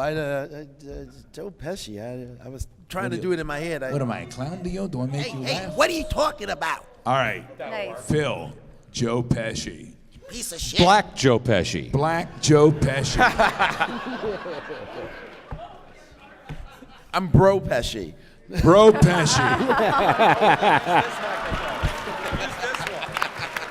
That's nice. Band name. Bro Pesci. All right. Where in Cleveland are we? Isn't Cleveland enough?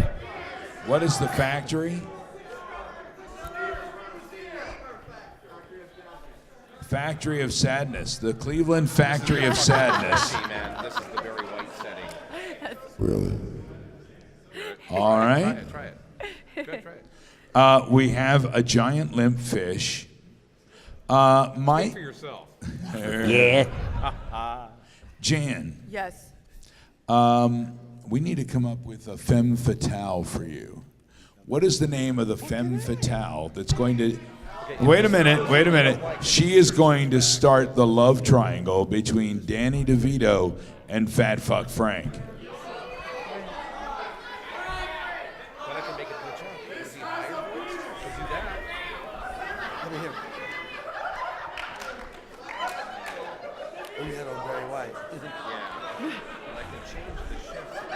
All right, I didn't quite hear you. I thought you said Vince had a penis. Miss has a penis?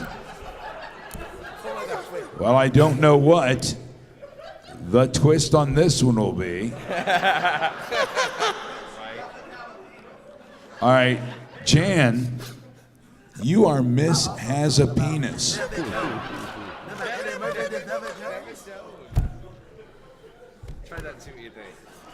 So we've got John, Alex, Mike, Phil. I will be the narrator. Okay? Let's test the mic for the Pesci. We're trying to figure out what sound that we want here. Bro Pesci. In my mind, I saw Eddie Murphy as Velvet Jones. That's great, right there. Is that all right there? That's good. Hell, I can just do it myself.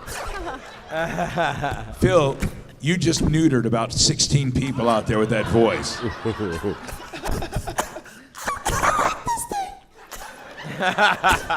like it a lot. All right, let's leave it like this. All right, here we go. Ladies and gentlemen, I take you into the brown, filthy, dirty, never winning anything but basketball city of Cleveland. As we move into the dingy, dirty factory of sadness, our hero, Fat Fuck Frank, is contemplating life. You know, I gotta take a dump. I'm sorry, I gotta take the Browns to the Super Bowl. I mean, wait, no, I gotta take a Trump. No, wait, I was just contemplating life and hating it. Coming in to help him with this issue, trying to cheer him up, is his faithful sidekick and hungry, hungry man, Anorexic Adam. You want me to get you some tickets for those Browns to the Super Bowl, boss? Bro Pesci. That's not what I'm talking about, asshole. I'm talking about taking a big, steamy, splashy, stinking dump. Oh, I'm sorry. Can I help pull it out like last time? That would be great. And if you don't mind wiping, that would be even better. You got it. I'm too fucking fat to reach back there and wipe my own ass. All right, here come the gloves. Oh, we don't have any. It's okay. It's how we do it in Cleveland. Suddenly, Fat Fuck Frank starts taking an uncontrollable dump. Oh, here's the first one. Yeah. But it won't stop. Okay, the bowl's almost full. Oh, I think I just lost about 12 pounds there. Yeah, I'm holding it, dumbass. Anorexic Adam has to reach into his bag of tricks and pull out something to stop the non-stop crapping. Okay, here comes the purple Steely Dan butt plug. Oh! Hey, that did the trick. I think I'm done. But at that moment, before they could even flush, the door is kicked in. And it's Danny DeVito. Hey, what a dump, and I ain't talking about the joint. Who invited you into my turlet? Well, I'm looking for this Mrs. Has-a-Penis. Ain't that right, bro, Pesci? Yo, I think that's what we're looking for, yeah. No one knew what the fuck Bro Pesci was saying. I think you just threw Mama from the train. Oh, I conjugate verbs.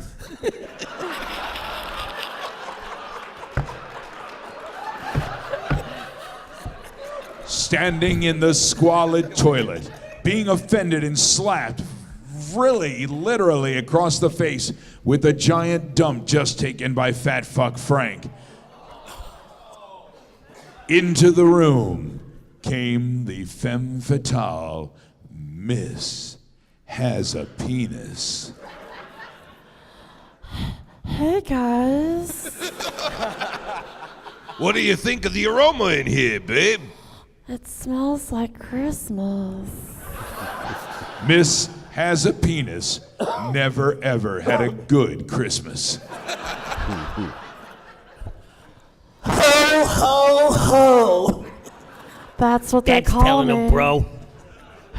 Bro Pesci called her a hoe. Yeah, I'm used to that. What other kind of broads they got in Cleveland? Suddenly, Danny DeVito, not realizing that this was Fat Fuck Frank's main girl, fell in love. Jeez, baby, you look better than a Hot Pocket to me. Oh, she means you want to break out the chock full of nuts. Well, you know, I have a very hot pocket next to my penis.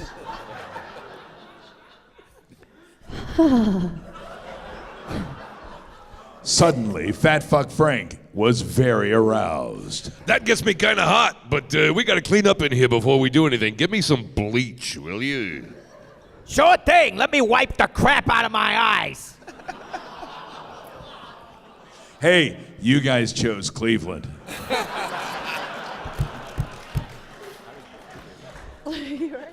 Wow. So Ed had a Danny giant limp DeVito pinch in your pocket, and you're swept just up. glad to see us.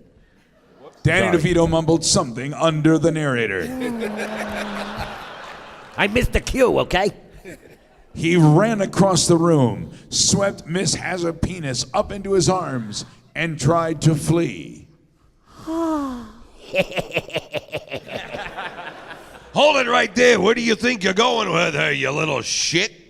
I'll get him for you, boss. Rip off his head and shit down his neck. I sure got enough shit I can use for that. That's true. Here, pull this Steely Dan fucking thing out of my ass. Oh, here we go. Pa! Suddenly, the shit would not stop. Watch it hit the fan. Sound effects. Aim your ass to the wall, boss. The shit was flying everywhere. Fat Fuck Frank bent and fired like a Gatling gun at Danny DeVito. Will somebody stick a giant lip fish in that thing?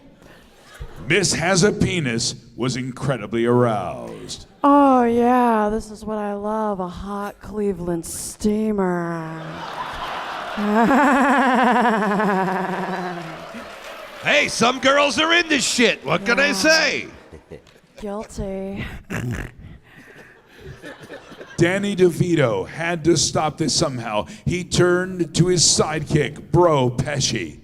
Hey, how about you take a turn there, bro? How about you getting on these nuts? Hey, don't mess with me. I'm the boss here. Oh, that's right. At that moment, Bro Pesci reached down deep into his pocket, deep into the hole within his pocket, and ripped forward his roving, wizarding codpiece. Oh, thank you, Joel Schumacher from Batman and Robin. I got a big one here. And that is when Fat Fuck Frank countered with the giant limp fish. Hey, sit down, Cody, or I'll smack you across the head with my big limp fish. Fat Fuck Frank finally got in the title of the game. It's what they paid me for. The fish went swinging at the codpiece. The codpiece flew off and hit anorexic Adam. Oh my God, that smells terrible. It smells like penis. But Miss Has a how would I know Penis that? thought they were talking to her. Sorry. The wizarding codpiece suddenly used its magic to do something incredible. Jesus Christ, I've no idea what I'm about to do, but it's pretty fucking amazing. Here we go. I'm gonna unleash all the shit I just cleaned up back at everybody else. And it rebounded from anorexic Adam, and it only hit Fat Fuck Frank. Right square in my fucking nose. That's where I needed it. Sorry, boss. Now everything smells like shit all the time, you little fuck. They finally realized they were in Cleveland. Where it always smells like shit all the time. How in the fuck is this a video game? Fat Fuck Frank wandered to himself. Oh, sorry, you're the narrator. And who the hell is Cody? Miss Has a Penis finally had a decision to make. Did she go with Fat Fuck Frank, who she thought was beautiful but was now covered from nose to neck in shit, or Danny DeVito? It's so hard. It's like Sophie's Choice. I mean, do I just settle or do I go for the real deal? How about, can I just take a golden shower with them both? They had to negotiate. You let her piss on you, she can shit on me, and then we'll clean it up and make a decision who's gonna fuck her. Okay, sounds like a deal. Say, I don't know why they call this the Factory of Sadness. Seems like we're having a pretty good time. What I'm wondering is, why are we all doing basically the same voice here? You know what I'm saying? I really don't know. At that moment, Bro Pesci and Anorexic Adam realized that 3 was company, but 2 more were a crowd. So, you want to go out and get a drink, pal? Yeah. They decided to get that drink someplace far nicer, New Jersey. Yeah, what exit, bitch? The end. That was bizarre. I can easily say that was the shittiest video game we ever did. No doubt about Coming it. to you next time at Indiecade. So who would play that game? A surprisingly large number of people. Wow. How many of those people who put your hands up are into anal? Just wondering, because, yeah, okay. Not that there's anything wrong with that. Wes, you run the most disturbing panels I've ever been a part of. Thank you. And after hearing that from you, the man who did the naughty late night party, that means a lot. It was sexy, you gotta admit. I was watching the bobbing for dildos. It was very interesting. Some of you guys were way too fucking good at that. You know that every team that competed actually got to the sinking black butt plug. They all managed to retrieve it. You think we're making this up? It was real. How many were there? Okay, you know everybody was able to retrieve the sinking black butt plug. So next time I need a bucket like this deep, so they have to really go down. I'm serious. If you're going to really go down, if you've got to grab a butt plug, you're going to have to hold your breath. So you make it as deep as you possibly can. That just goes without saying. Yeah, that's the point. Maybe a trash can, maybe a big 35-gallon. 35, 33, Yeah, make somewhere them in that dive range, all the yeah. way. Who would do that? Who would dive all the way down to get the black butt plug? Wow. And not even to win the competition, just because you want to dive for a black butt plug. Yeah. Yeah, I like you people. You don't get to keep it. Now, I have to say that this right here is my last panel of this particular MAGFest. It's only Saturday. What are you talking about? I've got to go call a Capitals game tomorrow at 3 p.m. Get your sidekick. Get your I stand-in. know, I should get your, Byron to do it, right? Yeah. No, But they pay you for that, right? There are other panels happening, so I want to go down here and you guys tell us what you're doing and let people know where we can see you later today. All right, at Woodrow Wilson at 9:30, I'm going to be doing One Man Empire Strikes Back. Yes. All right. That sounds like fun. That sounds like a lot of fun. And is it as good as Jaws when you did the one-man Jaws? I sure hope so. It was good. That was fun. The Jaws was awesome, so you got to go check this out. So, Alexander, is there any music? Do you do music? Is it themed? Like a little bit here and there, yeah. Little I'll have bit? to wait and see. Yeah. Oh, you mean right now? Let's see. Bam, bum, ba-da-ba-dum, ba-da-ba-da-da-da, dun, dun, da-da-dun, da-da-da-da-da, dun, dun. You guys got to join in. Nice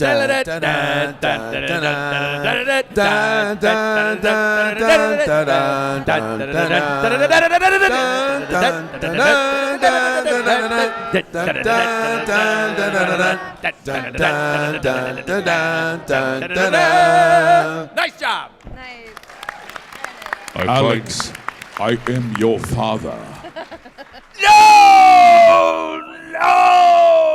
It's so true. I find your lack of faith very disturbing. Jan, what are you doing now? I'm gonna go do my husband because I'm done. That's what I thought. There you go. Where's the husband? Dan's over there. Where's the husband? Raise your hand. Wait, stand up. Stand up for a second. Stand up. Stand up, Dan. There he is. And just so you know, he's taller lying down. How many people out there right now wish that they were Dan? No. Oh, come on, cheer. You can't. You're asking them who wants to bang Jan right in front of her husband. That's inappropriate. But I would. No. Okay. John, what are you doing from here? Sorry, man. I'm Other than apologizing to Dan. I have a very light schedule, which involves drinking tequila from now until when I leave tomorrow afternoon. Have you all set your drinking tequila with John appointments? Okay, then. I will be wandering around down on this level with a bag full of video games to give away. Who plays on the PS4? Who plays on the Xbox One? I have a whole lot of those. You guys find me. And I've got a bunch of Steam codes for Duke Nukem and Wild Buster, Heroes of Titan, so I'll give those out too. Did you say Duke Nukem and Hyman Buster what? Yeah, Duke Nukem and Hyman Buster 1. Okay, excellent. Phil, where are we seeing you now? What are you doing? You know, as soon as we get done here around at number 3, room number 3, at 8 o'clock, we are doing Versus, the MAGFest Versus game. It's kind of like, we did one yesterday. This one is a celebrity version. It's kind of a throwback to Nick Arcade. They've been doing it for years, but this year they've got me, the original host, hosting Versus. So that's going to be at 8 o'clock, around at 3. Totally worth checking out.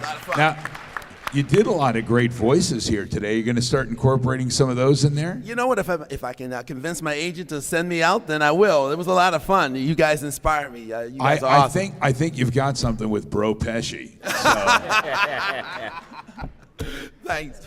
What about you, Mike? What are you doing here? I don't think. What am I doing here? That's a good question. I don't think I have anything scheduled. Does anybody want to take Mike home with them tonight? Well, you know what, Mike? We have at 7:25. I would like to end this like we ended Jan's earlier. What was the song you sang at your panel? Oh, Someone to Watch Over Me? Someone to Watch Over Me. Do you know it on the ukulele? I don't. What do you know? Yeah, what do you know?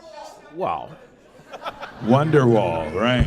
I know Smells Like Teen Spirit. Freebird! You know it Smells Like Teen Spirit? I think so, yeah. Do you know Smells Like Teen Spirit? Uh, What we have here is failure to communicate. What? Let's see if I can recall it. You gonna fly me to the moon? No. What do you know, Mike? I don't know Tell much us. contemporary things. No. Give us something that's even classical. You know any Billie Holiday? You know anything like that? Do you know Somewhere Over the Rainbow? That one I know. I wrote it. Ring of Fire, if you know the lyrics. Do you know Ring of Fire? a little bit. I think that should be a Preparation H. How about A Boy Named Sue? No. Jan feels it's better as a Preparation H commercial and not a song sung by her today. Oh, no, I was just thinking Ring of Fire. Yeah. Burns. Oh, you will. No. You will. As life progresses, you will. Let me see. How about Teach Your Ring of Children? Fire. Is that No. I'll tell you what. We're going to do two things. We're going to do two songs. So, Mike, we're going to come to you last. All right. But first, what was the song you sang the other day? Someone to Watch Over Me. Someone to Watch Over Me. Would Good you one. guys like Someone to Watch Over You?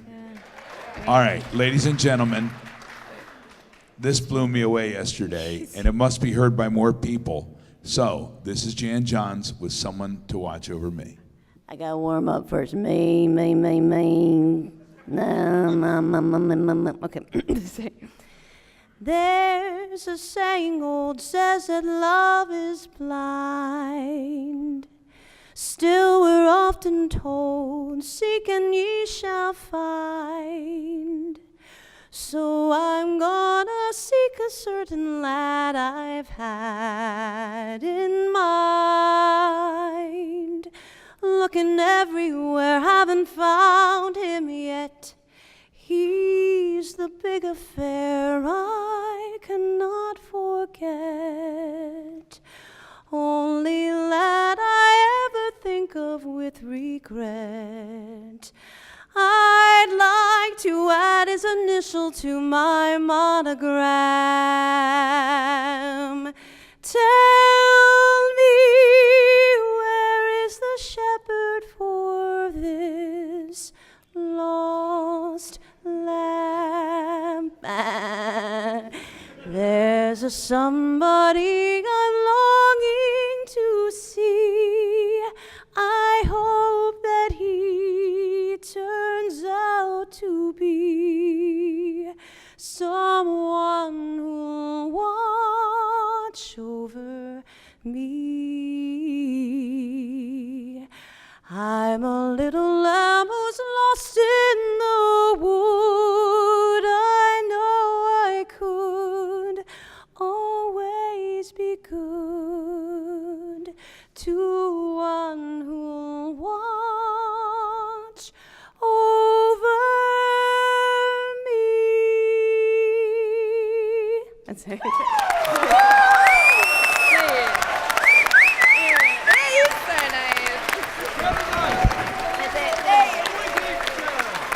Thank you so much.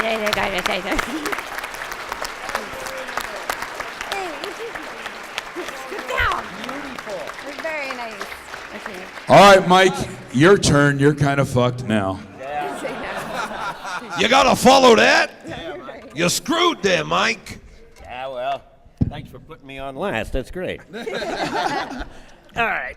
Well, Always be closing. Oh, thank you. Yeah, someone over there shouted it out, and I'm only glad to play one of my own babies.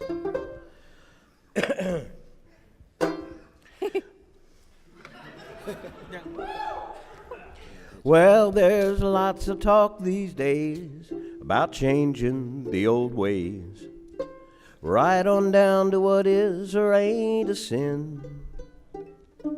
But no matter what awaits when I reach those pearly gates, there's no way that I ain't a-getting in. Because I'm taking my shotgun to heaven. Nobody's gonna take it from me. Yes, I'm taking my shotgun to heaven, just in case me and St. Peter disagree. So bury me with extra ammunition. You never know, I might need to reload. And please don't bother with a cremation, because I've rigged my body to explode. And I am taking my shotgun to heaven, and maybe a pistol or three. Yes, I'm taking my shotgun to heaven. They've already done a background check on me.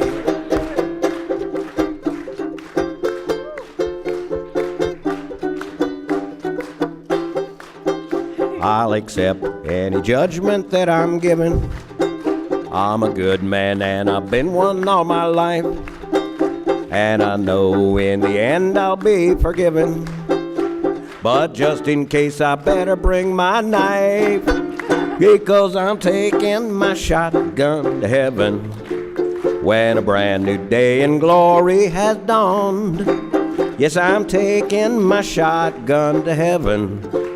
I'll be armed and ready for the great beyond. Yes, I'll be armed and ready for the great beyond. Mike Rawson. Thank you very much. Ladies and gentlemen, Michael Rawson, Phil Moore, John St. John, I'm Wes Johnson, Jan Johns, and Alexander Brandon. This has been VOICE-A-PALOOZA. Thank you all. Have a wonderful Saturday night. Enjoy your MAGFest.